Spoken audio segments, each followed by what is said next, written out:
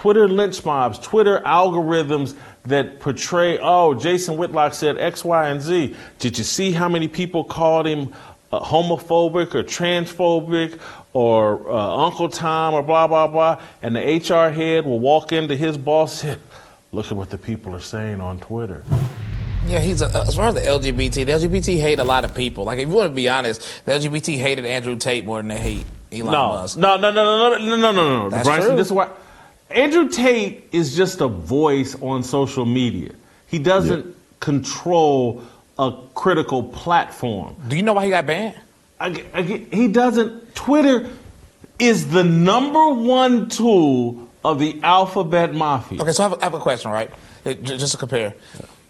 Before he got banned, the LGBT, they did post calling for every platform known to man to ban Andrew Tate. I got all of them. So my question is, can you give me because I'm on Twitter, I see everything. Can you give me a comparable thing that the LGBT specifically has done with Elon Musk? That's I would think, it's total speculation on my part, but again, Elon Musk has tweets out saying that someone was tracking a car last night that thought he was in it, and they were trying to harm him and his family.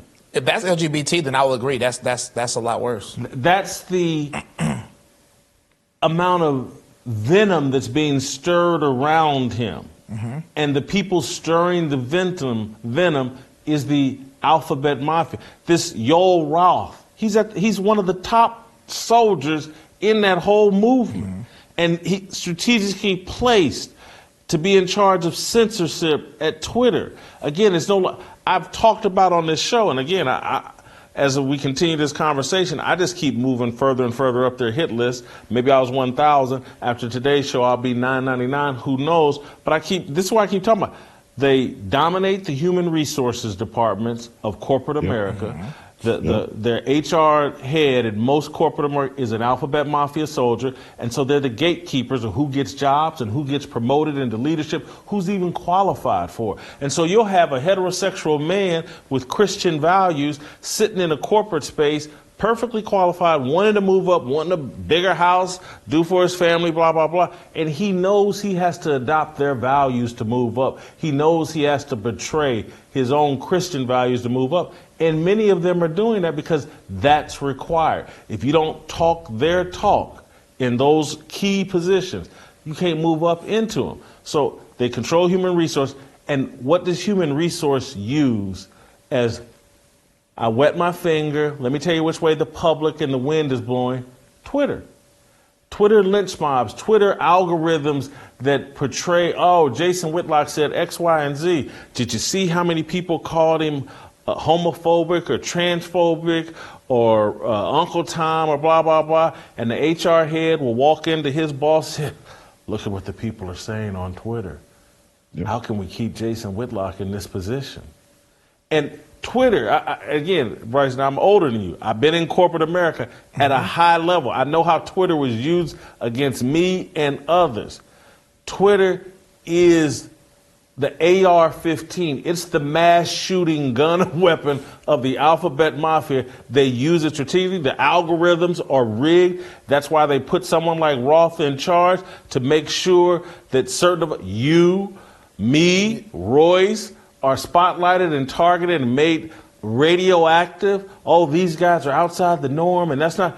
And now Twitter, the reason why the public perception, I wrote about this last week or the week before, I can't remember, but the reason why public sentiment around same-sex marriage changed on a dime. Twitter started in 2006.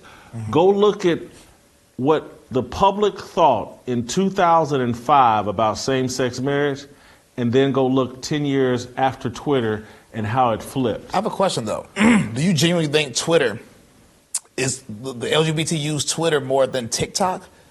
I think statistically that would be impossible. To control public sentiment. Yeah, TikTok is more popular. The media is addicted. The media is addicted.